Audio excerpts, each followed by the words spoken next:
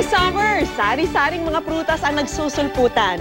At isa na rito ang langka na nag-uumapaw sa linamnam. Tara na't kilalanin ang prutas na ito na sa sarap at sustansya ay parehong panalo. Baboy ko sa pulo, ang balahiboy pako, ang sagot sa bugtong, walang iba kundi ang prutas na langka. Kung palakihan lang naman ang labanan, aba hawak ni langka ang titulong pinakamalaking tree-borne fruit sa buong mundo. Ang dabuhalang prutas na to, hindi lang puro tamis, samdamakmak din ang hatid nitong nutrisyon. Siksik kasi ito sa antioxidants na tumutulong sa pag-iwas sa cancer at sa mga sakit sa mata tulad ng cataract. Pinalalakas din to ang buto at immune system at higit sa lahat, low in calories and fat ang prutas na to. Kaya naman sa mga gusto maging healthy pero ayaw tumaba, check na check ang pagkain ng langka.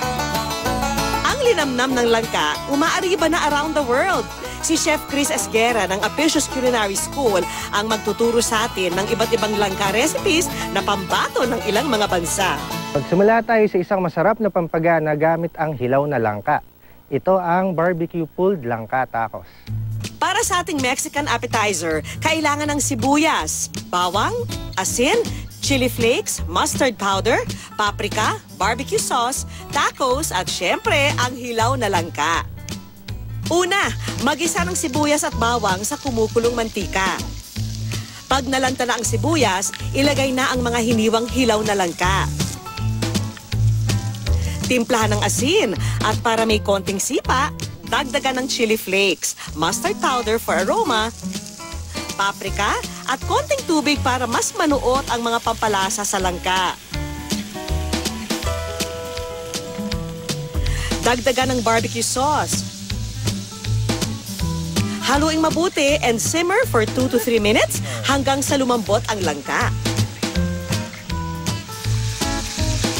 Pagkatapos nating igisa yung langka, ay pwede na natin siyang himayin. Ginawang strips ang langka. Saka ipinalaman sa tacos. Ayan! At ready na ang ating barbecue pulled langka tacos. Sa halagang 90 pesos, siguradong gaganahang kumain ang hanggang 3 tao. Lilipad naman tayo sa Vietnam, kung saan sikat na sikat ang pho o ang Vietnamese noodle soup. Kadalasang karne ang sinasahog natin sa noodles. Ngayon, ang gagamitin nating pampalasa, langka. Ito ang Vietnamese style langka noodles. Kailangan lang ng sibuyas, bawang, button mushrooms, hilaw na langka, chili flakes, patis, at pho noodles. Una, mag-isa ng sibuyas at bawang. Ilagay ang mushrooms at hilaw na langka. Timplahan ng chili flakes, patis, at isimmer for 2 to 3 minutes. Lutuin ito hanggang sa malanta ang gulay. Pag naigisa na natin lahat kasama yung langka, ay pwede natin lagay yung ating noodles saka yung dahon ng sibuyas. Ang sikreto sa perfect pho noodles, pagkatapos pakuluan ng 5 minuto, ilagay ito sa malamig na tubig para hindi ma-overcook. At panghuli, ilagay ang spring onions. Simmer for another 2 to 3 minutes.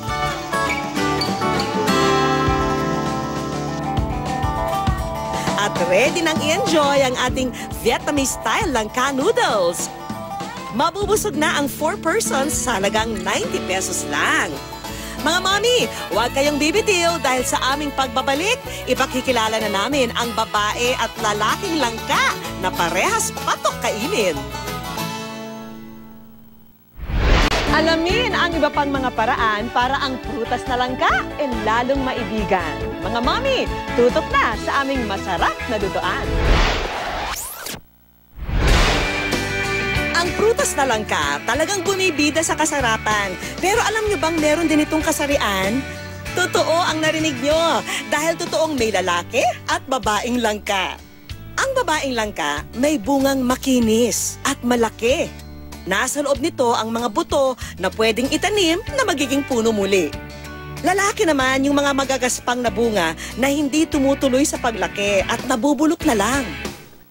Itong mga lalaking langka ang paboritong nilalantakan ng nakilala naming farm owner sa Cavite. Medyo may konting pakla siya pero may sarap nung salangka. Kadalasang umaabot ng hanggang 6 years bago mag-mature at mamunga ang puno ng langka. Pero ngayon, hindi na kailangang maghintay ng ganun katagal para matikman ang sarap ng bunga nito. Yung buto nito, 2 weeks. Pag nilagay mo sa lupa, sisibol na siya. Pagka lumaki na ng mga ganyan kalaki at mga ganito yung katawan, gagrap mo siya. Para madaling mag-mature ang halamang langka, ginagawa ang grafting o yung pagdudugtong ng sanga ng mature na puno sa katawan ng batang puno. In 2 to 3 years lang, may mga naglalakihang bunga nang nakasabit sa puno. Pero siyempre, hindi pwedeng walang kontrabida. Itong kasi, kaya namin binabalutan kasi ang kalaban ng langka, yung fruit flies.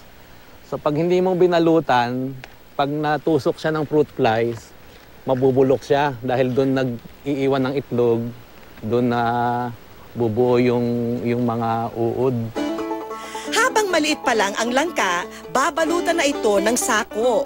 Ilalabas lang ang dahon nito sa sako at ito ang magsisilbing indicator sa pagkahinog ng langka. Pag naging color brown na raw kasi ang dahon at nagiging malasaban na ang tunog ng langka pag pinitik, in 1 week na lang, mahihinog na ito. Kung napitas naman ang langka nang hindi pa hinog, wala pa rin problema. Hilaw na langka kasi ang gagamitin ni Chef na gagawing pampaasim at pampasarap sa Pinoy all-time favorite na sinigang. Ang paborito nating sinigang na baboy, lalagyan natin ng twist. Introducing sinigang na may langka.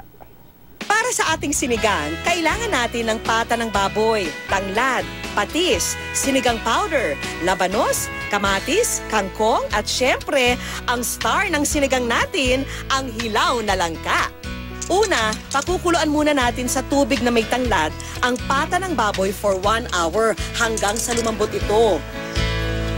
At para mas maging meaty ang taste, dadagdagan ng pork stock ang sabaw. Pag sumipsip na ng husto ang lasa ng stock at tanglad, saka titimplahan ng patis at sinigang powder.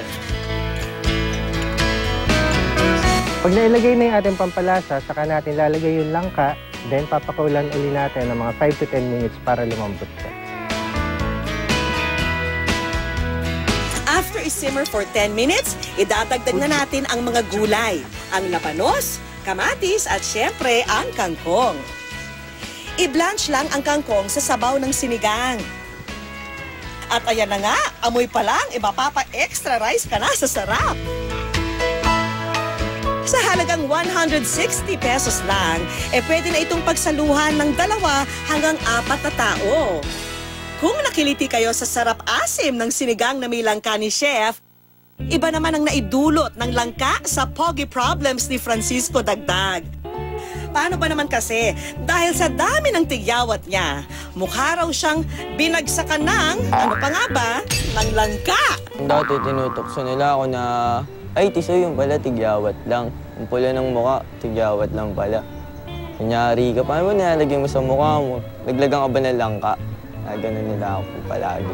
Kahit na langka ang bansag sa kanya, itong Francis, Kebs. Dahil mapaulam o dessert, paborito niya raw itong lantakan. Pinaka-paborito ko po talaga yung ginataang langka. Sa dessert siguro po yung halo-halo na may langka.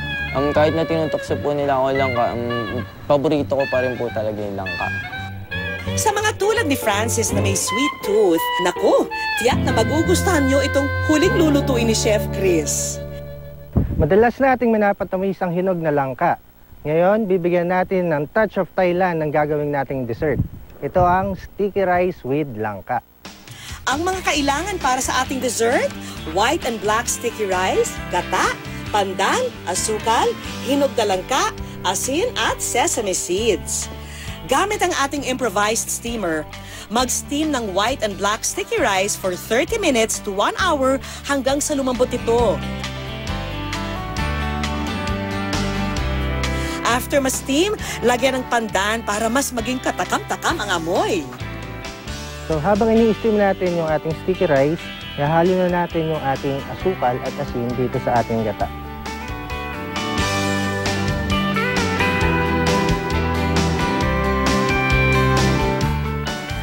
pagkahanda ng mixture, ibubuhos na natin ito sa sticky rice. At steam for an additional 5 to 10 minutes para manuot ang lasa ng gata. Pag natuyo na ang sticky rice, simulan na natin itong i-plate with sweetened langka.